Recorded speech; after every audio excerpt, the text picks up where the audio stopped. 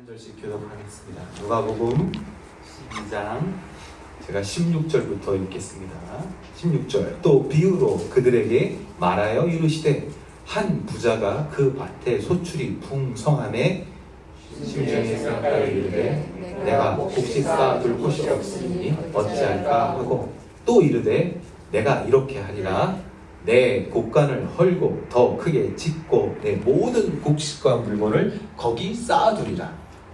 또 내가 내 영혼에게 이르되 영혼아 여러에 쓸 물건을 많이 쌓아두었으니 평안히 쉬고 먹고 마시고 즐거워하자 하리라 하되 하나님은 이르시되 어리석은 자여 오늘 밤에 내 영혼을 도로 찾으리니 그러면 내 준비한 것이 누구의 것이 되겠느냐 하셨으니 자기를 위하여 재물을 쌓아두고 하나님께 대하여 부여하지 못한 자가 이와 같으니라.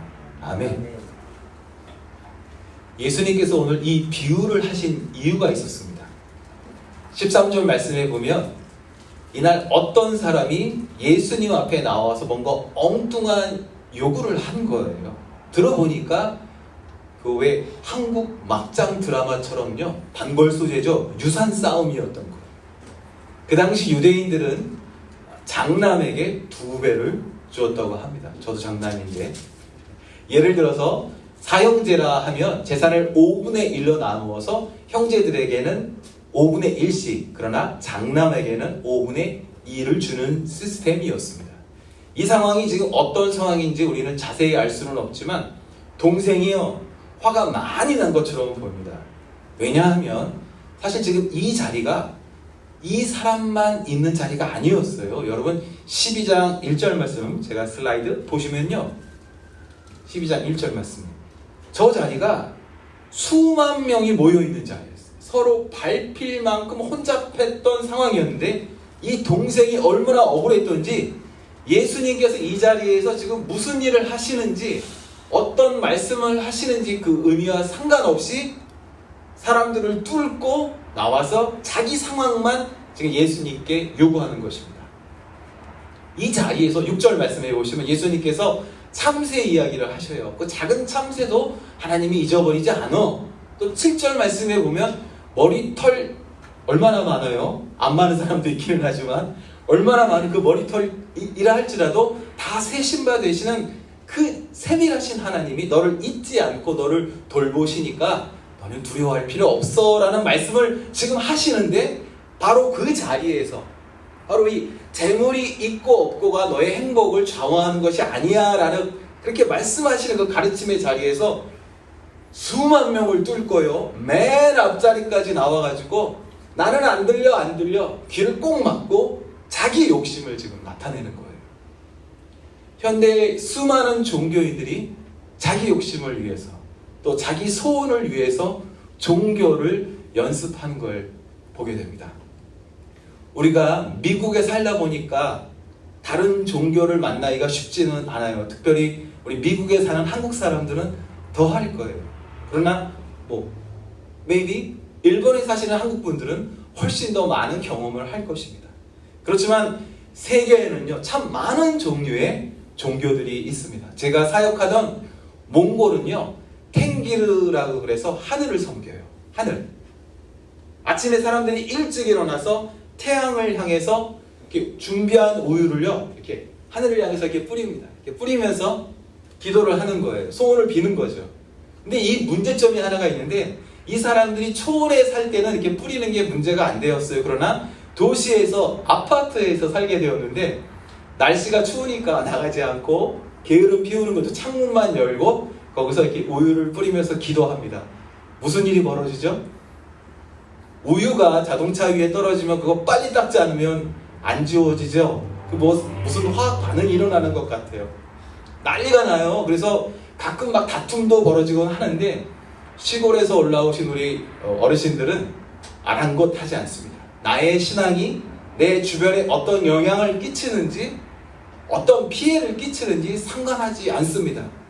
그 사람이 종교를 가진 이유가 이웃과의 관계가 아니라 내 소원, 내 욕심을 쟁취하려 했기 때문인 것이죠. 한국에서 지금은 조금 사라진 것 같아요. 한때 여러분 기억하세요? 부자 되세요. 이 말 기억나세요? 부자 되세요. 그런 말이 유행할 때가 있었습니다. 연예인들이 TV에서 나와서 뜬금없이 부자 되세요 이렇게 인사하던 그런 시절이 있었습니다. 저 그 얘기 들을 때마다 좀 부담되고 거북했었는데, 모든 사람들이 아무렇지도 않게 부자 되는 것이 인생의 목적이라고, 다른 사람보다 조금 더 많이 가지는 것이 자기 어떤 그 소원이라고, 본능 안에 있었으면 모르겠는데 아예 꺼내놓고 마이크를 갖다 대도, 카메라가 앞에 있는데도 그렇게 말하던 그런 슬픈 시절이 한국에 있었습니다. 요즘은 좀 뜸해진 것 같아요. 왜 부자가 되는지, 또 부자가 되는 과정도 중요한데 어떤 방법을 사용하든지 상관하지 않고 부자 되세요, 부자 되세요. 많은 종교인들이 수많은 군중을 뚫고 맨 앞자리에 나오려는 모습을 보입니다. 우리 교회는 어떨까요? 혹시 우리 교회들도 다른 사람을 밀쳐내면서 맨 앞자리까지 뚫고 나와서 예수님에게 부탁하면, 간청하면 다 이루어진다고 그렇게 가르치고 있지는 않은지 우리가 돌아봐야 합니다. 예수님이 하시는 일이 아닌데 종교의 힘과 열정으로 밀어붙여서 자기 욕구를 채우려 하는 우리의 종교가 아닌지 우리가 돌아보아야 합니다. 14절 말씀에 예수님께서 혼을 내세요. 14절 말씀 보시면 이 사람아 정신 차려 이렇게 말씀하시는 거예요. 손님 여기 와서 이러시면 안 됩니다. 가게를 잘못 찾아오셨어요. 그런 조크이신 것 같아요. 그리고 15절 말씀에 오늘의 결론을 말씀해 주십니다. 15절 말씀 다 같이 한번 읽어보겠습니다. 15절 그들에게 이르시되 삼가 모든 탐심을 물리치라. 사람의 생명이 그 소유에 넉넉한 데 있지 아니하니라. 아멘. 여러분 아멘입니까? 예수님께서 우리가 가지고 있는 그 숨겨진 탐심에 대하여 지적하시는 거예요. 우리가 무언가를 넉넉하게 소유한다고 해서 행복해지지 않는다고 주께서 말씀하시는 거죠. 특별히 내가 가진 것에 대하여 감사하지 못하고 더 많이 가진 형과 비교하기 시작하면 불행하다는 것을 알게 하십니다. 이 말씀 우리가 이해할 수 있어요. 제가 지난주 중에 로즈힐 묘지에 장례식을 제가 인도하게 되었습니다. 제가 오래간만에 로즈힐에 가보게 되었는데 그 넓은 곳에 참 많은 사람들이 누워 있으시더라고요. 거기 굉장히 큰 공간인데 그 산 너머에 더 많이 공사해가지고 더 많은 자리에 묘지가 생겼는데 거기도 꽉 차 있더라고요. 그냥 그 사람들 보니까 조금만 더 하다가 만족하지 못하고 그냥 이 땅을 떠나고 거기에 묻혀 있지는 않은가, 그런 생각을 해보았습니다. 다른 사람이 볼 때는 그만하면 됐는데 그냥 부유해 보이는데 정작 본인은 아니야, 나는 더 필요해. 자기가 가진 것에 만족하지 못하고 계속해서 필요하지도 않은, 채우지도 못하는 창고를 늘려 짓느라 평생 고생하는, 평생 슬퍼하는 사람들을 보게 됩니다. 예수님께서 마침 그 자리에 같이 있던 사람들에게 이 유명한 비유를 들어서 설명을 하셔요. 어리석은 부자라고 우리가 알고 있는 이 비유입니다. 그런데 이 비유가 우리가 오해하지 말아야 하는 것은 예수님께서 이 이야기에서 부자는 잘못된 거야 라고 말씀하시지 않는다는 것입니다. 부자가 죄는 아니라는 거예요. 16절 말씀을 보십시오. 16절 말씀을 보시면 한 부자가 열심히 일을 했어요. 그러니까 그 밭에 소출이 풍성해지는 결론이 생기게 되었습니다. 이게 당연한 결과죠. 열심히 일했으니까 아무 문제가 없는 거예요. 정당한 노력의 대가이기 때문입니다.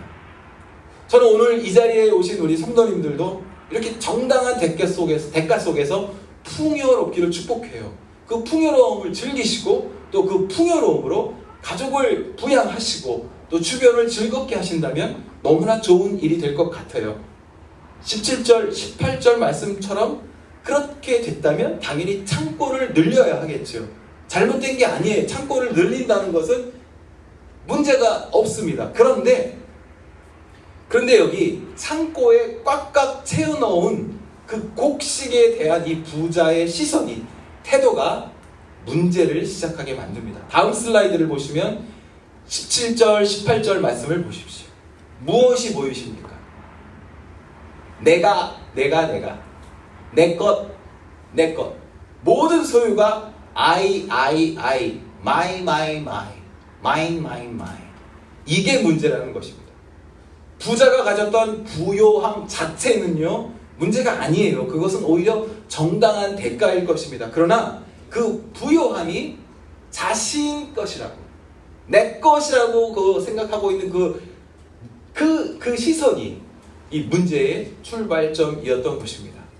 10분의 1은 하나님 것이고 나머지는 다 내 것이야 라는 그 생각이 바로 탐심이라고 주님께서 말씀하십니다. 왜냐하면요, 역대상 29장 말씀을 보겠습니다. 역대상 29장 말씀 보시면 다 같이 한번 읽어볼게요. 여호와여, 위대하심과 권능과 영광과 승리와 위엄이 다 주께 속하였사오니 천지에 있는 것이 다 주의 것이었습니다. 어떤 의미예요? 진짜 주인이신 하나님이 우리에게 주셨다기보다는 맡기신 모습을 우리가 알 수가 있습니다. 그러므로 우리는 주인이 아니라 그분의 청지기인 것이죠. 내 이름으로 등록된 창고 안에 내가 만든 그 곡식이 가득하다 할지라도 내가 그것을 내 마음대로 흥청망청 쓰기 위하여 쟁여두었다면 선한 청지기로서의 하나님이 원하시는 모습에서 부족할 수밖에 없다는 것입니다. 주께서 우리에게 허락하신 이유는 선한 청지기로서 하나님의 사업을 위하여 우리가 위탁받았다는 사실을 기억해야만 합니다. 우리가 신앙이 없는 분들이 이 말씀을 들었을 때는 억울한데 할 수도 있는데, 우리가 기쁘게 하나님의 사업을 위해서 우리의 창고를 열 수 있는 이유는 바로 하나님께서 참새도 기억하시고 머리털도 세시는 풍성하신 하나님이시기 때문입니다.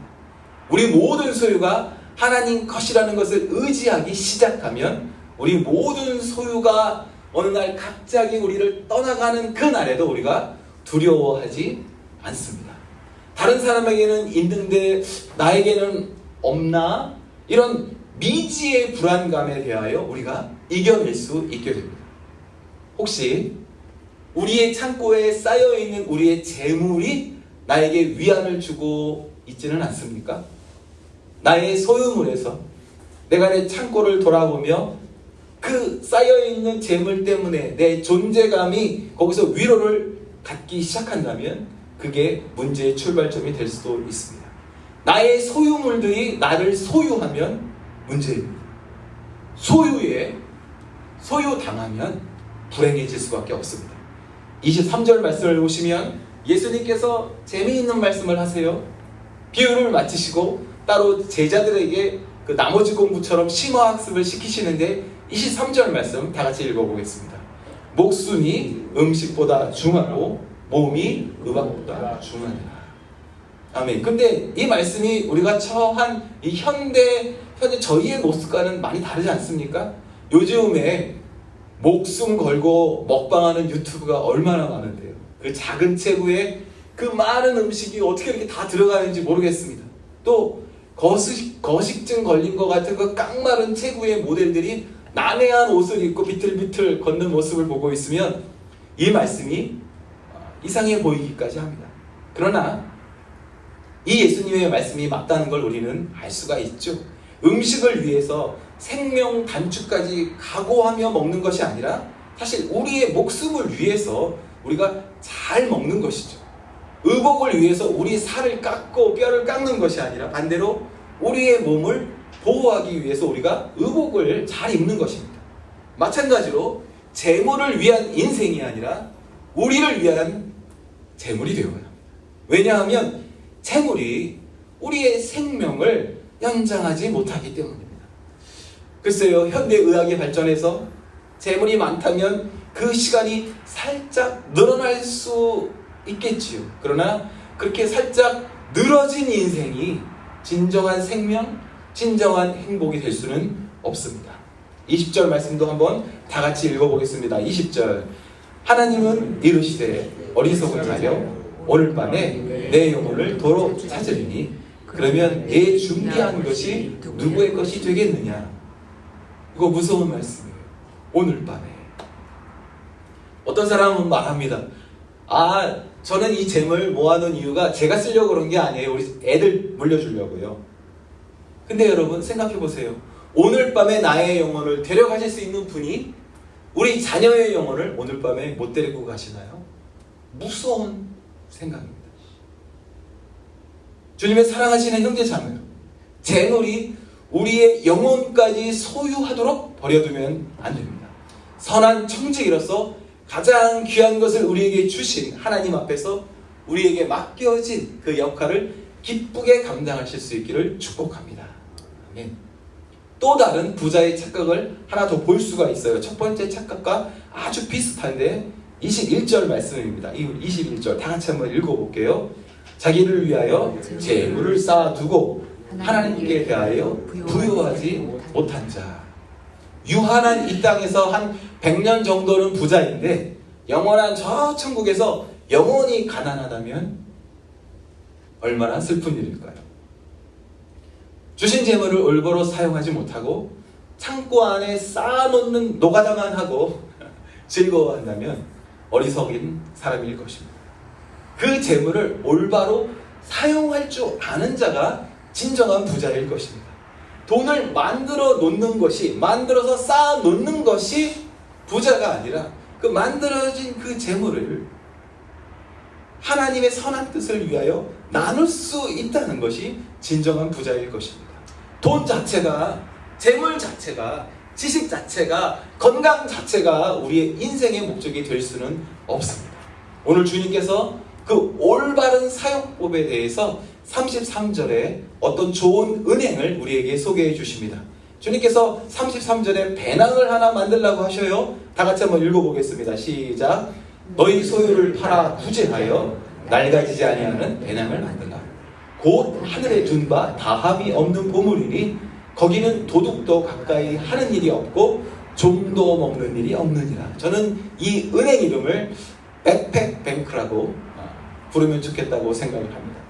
여러분, 얼마 전에 실리콘밸리에 있는 어떤 유명한 은행이 파산했다고, 그래서 많은 문제가 있었다고 제가 들었습니다.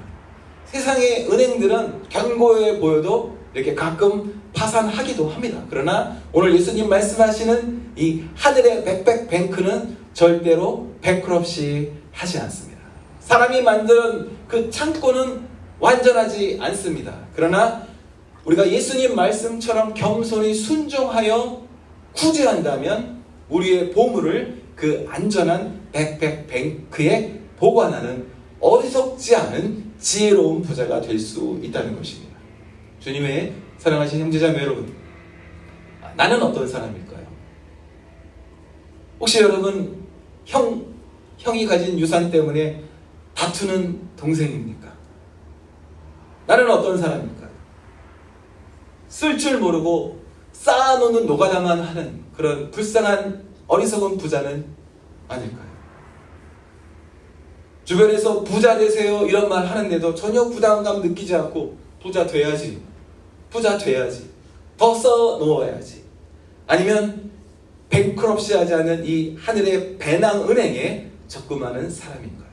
오늘 예수님이 소개해 주신 가장 좋은 이자율 프로그램을 가지고 있는 그 하늘은행에 적금하시는 여러분들, 거기에서 부자 되시는 여러분들 되기를 축복합니다.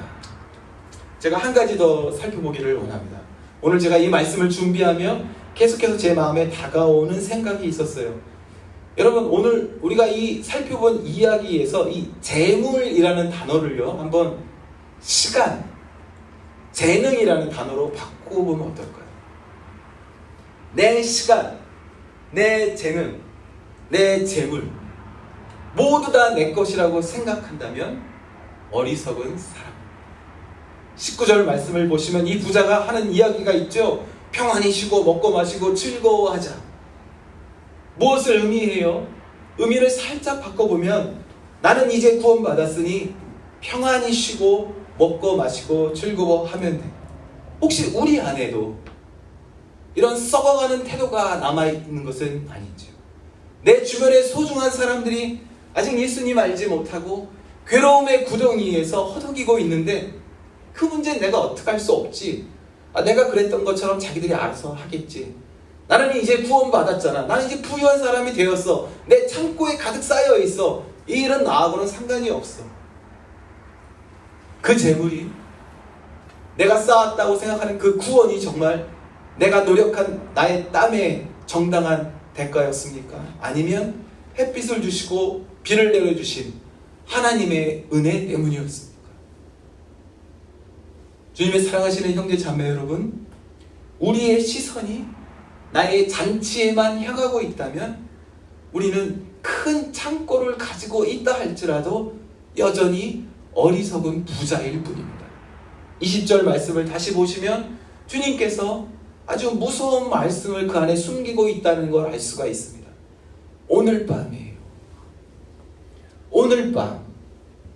이제 얼마 남지 않을 수도 있다는 의미이죠. 바로 오늘 밤에 주님께서 우리의 영혼을 찾으신다면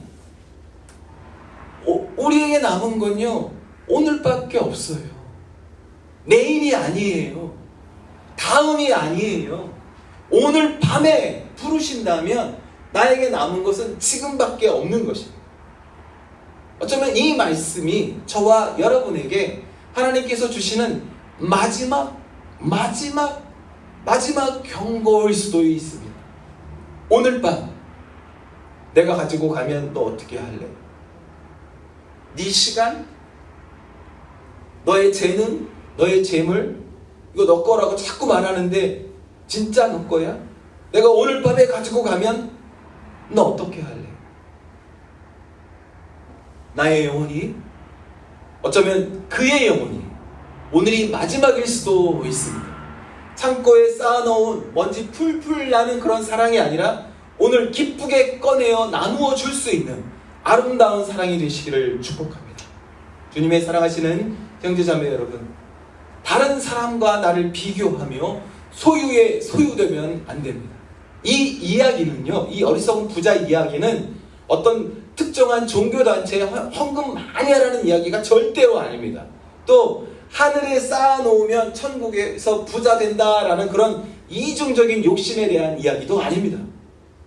심플해요. 우리에게 주신 것을 나누어야 부자라는 것입니다. 그것이 재물이든 재능이든 시간이든 우리가 소중하게 여기는 것들에 대하여 나의 소유권, 나의 물건 그렇게 주장하지 아니하고 주께서 허락하신 나는 성실한 청지기임을 깨달으며 하늘 주인을 기쁘시게 하기 위하여 어리석은 모습을 내려놓고 오늘 밤이 되기 전에 슬기로운 부자로 결단하는 것입니다. 오늘 이 시간 나에 남겨진 이 모든 재물과 재능과 시간으로 내 주변의 소중한 영혼들을 구원하기를 다시 한번 다짐하시는 주님의 신실한 부자 되시기를 예수님의 이름으로 축복합니다. 아멘.